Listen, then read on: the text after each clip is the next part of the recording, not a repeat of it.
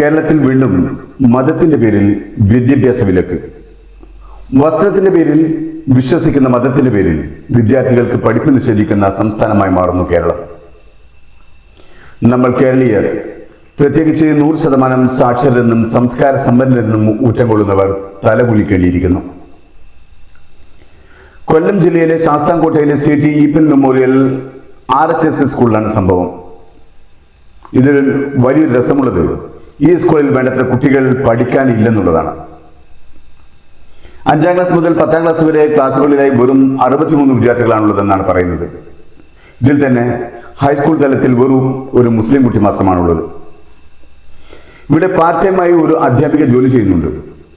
കുട്ടികളുടെ കുറവ് മൂലം ആ ടീച്ചറുടെ ജോലി നഷ്ടമാവാതിരിക്കാൻ അധ്യാപകരും PTA ഭാരവാഹികളും നാട്ടിലിറങ്ങി കുട്ടികളെ ചാക്കിട്ട് പിടിച്ചുകൊണ്ടുവന്നപ്പോഴാണ് ഈ സംഭവം ഉണ്ടായത്.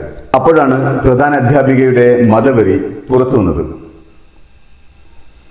പുതുതായി ചേരാൻ വന്ന 30ഓളം വരുന്ന കുട്ടികളിൽ 22 പേരും അടുത്തുള്ള പള്ളിയിൽ ഓതി പഠിക്കാൻ വന്ന മുസ്ലിം കുട്ടികളാണ്. അതുകൊണ്ട് തന്നെ ആ കുട്ടികളുടെ വേഷം സാധാരണ കുട്ടികളിൽ നിന്നും വ്യത്യസ്തമായിരിക്കും. അവർ വെള്ളവസ്ത്രം ധരിക്കുകയും തലമറയ്ക്കുകയും ചെയ്തിരിക്കും. മുസ്ലിം കുട്ടികൾ എന്നതിലുപരി അവരണിഞ്ഞ വേഷം ആ പ്രധാന അധ്യാപികയെ വല്ലാതെ അലോസരപ്പെടുത്തിയിരിക്കണം. അത് ഈ വാക്കുകളിൽ നമുക്ക് വ്യക്തമായി മനസ്സിലാക്കാം.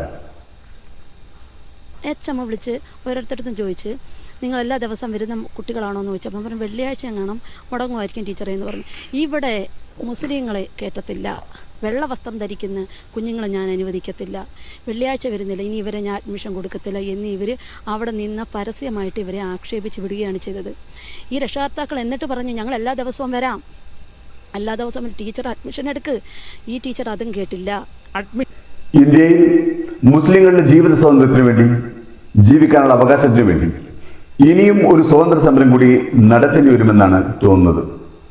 അത്രമാത്രം മുസ്ലിങ്ങളെ അടിച്ചമർത്താൻ ശ്രമിക്കുന്നുണ്ട് ഹിന്ദുത്വ ഭരണഭീകരത. പഠിക്കാൻ വരുന്ന പിഞ്ചു കുഞ്ഞുങ്ങളോട് പോലും മതത്തിന്റെയും വേഷത്തിന്റെയും പേരിൽ വിദ്വേഷം കാണിക്കുന്നവർക്കിടയിൽ എങ്ങനെയാണ് ഒരു വിഭാഗം ജനതയ്ക്ക് സമാധാനത്തോടെ ജീവിക്കാനാവുക? അവർ കഴിക്കുന്ന ഭക്ഷണം പോലും അവർക്ക് പ്രയാസമുണ്ടാക്കുന്നു. വെള്ളവസ്ത്രം ധരിച്ചു വരുന്ന മുസ്ലിം കുട്ടികളെ അവിടെ പഠിപ്പിക്കാൻ കഴിയില്ലെന്ന് പറയുന്ന പ്രധാന അധ്യാപികയെ ചാണകത്തിൽ മുക്കിയ ചൂലുകൊണ്ട് അടിച്ചിറക്കണം. എന്നിട്ട് ശുദ്ധികലശം നടത്തി ആ സ്കൂളിൽ തന്നെ വിദ്യാർത്ഥികളെ പഠിപ്പിക്കുകയും വേണം. അവിടെ PTA അംഗങ്ങൾക്ക് പ്രശ്നമില്ല, മറ്റധ്യാപകർക്ക് പ്രശ്നമില്ല. ഈ പ്രധാന അധ്യാപികക്ക് മാത്രമാണ് ചൊരുക്ക്.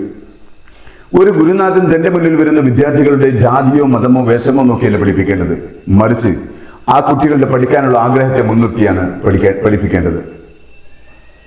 അല്ലെങ്കിലും എന്തിനാണ് നിങ്ങൾ മുസ്ലിങ്ങളുടെ വെറുപ്പും പകയും കാണിക്കുന്നത്? കേരളത്തിൽ വളരെ കുറഞ്ഞ കാലം കൊണ്ടാണ് ഇത്രയധികം മുസ്ലിം വിരോധം വളരാൻ തുടങ്ങിയത്. അതൊരു സംഘപരിവാർ അജണ്ടയാണ്. അതിനുവേണ്ടി എന്തിനാണ് അധ്യാപകർ ശശികലയ്ക്ക് പഠിക്കാൻ നോക്കുന്നത് എന്നാണ് എനിക്ക് മനസ്സിലാവാത്തത്. നിങ്ങൾ എത്രമാത്രം മുസ്ലിം വിരോധം വളർത്താൻ ശ്രമിക്കുന്നോ അതിന്റെ 100 ഇരട്ടി മുസ്ലിങ്ങളെ മറ്റുള്ളവർ ചേർത്ത് പിടിക്കും. അവരിൽ നല്ലൊരു വിഭാഗവും ഹിന്ദുക്കൾ തന്നെയായിരിക്കും. ഇത്തരം അധ്യാപകരെ സ്കൂളിന്റെ 4 അയലത്ത് പോലും എത്തി നോക്കാതിരിക്കാൻ ഗവൺമെന്റാണ് നടപടിയെടുക്കേണ്ടത്. കേരളത്തിൽ കഴിഞ്ഞ വർഷവും വേഷത്തിന്റെ പേരിൽ, അതായത് മുസ്ലിം വേഷത്തിന്റെ പേരിൽ ഒരു കുട്ടിക്ക് പഠനം നിഷേധിച്ചിട്ടുണ്ട്. കൊച്ചിയിലെ പള്ളുരുത്തിയിലുള്ള സെന്റ് റീറ്റാസ് പബ്ലിക് സ്കൂൾ എന്ന സ്കൂളിലായിരുന്നു സംഭവം. ഈ സ്കൂളിലെ യൂണിഫോം നയവും വിദ്യാർത്ഥിയുടെ ഹിജാബ് ധരിക്കാനുള്ള അവകാശം സംബന്ധിച്ച തർക്കം വിവാദമായി മാറിയതിനെ തുടർന്നാണ് അന്ന് വിദ്യാർത്ഥിനിയുടെ മാതാപിതാക്കൾ അവളെ മറ്റൊരു സ്കൂളിലേക്ക് മാറ്റാൻ തീരുമാനിച്ചത്. അന്ന് സ്കൂളിനെതിരെ കൃത്യമായ ഒരു തീരുമാനമെടുത്തില്ല. ഒരുതരം ഒത്തുതീർപ്പ് വ്യവസ്ഥയിൽ കേസ് നൽകി മറ്റൊരു സ്കൂളിലേക്ക് വിടുകയായിരുന്നു ചെയ്തത്.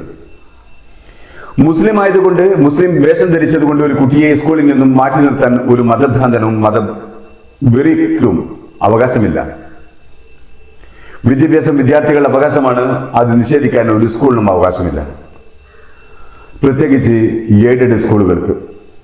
കേരളത്തിലെ എയ്ഡഡ് സ്കൂളുകൾക്ക് മാനേജ്മെന്റ് അവകാശങ്ങൾ ഉണ്ടെങ്കിലും സർക്കാർ അംഗീകാരമുള്ള സ്ഥാപനമായതിനാൽ മതം, ജാതി, സമുദായം എന്നിവയുടെ അടിസ്ഥാനത്തിൽ വിദ്യാർത്ഥികളെ വിവേചനം ചെയ്യുന്നത് നിയമപരമായി അനുവദനീയമല്ല.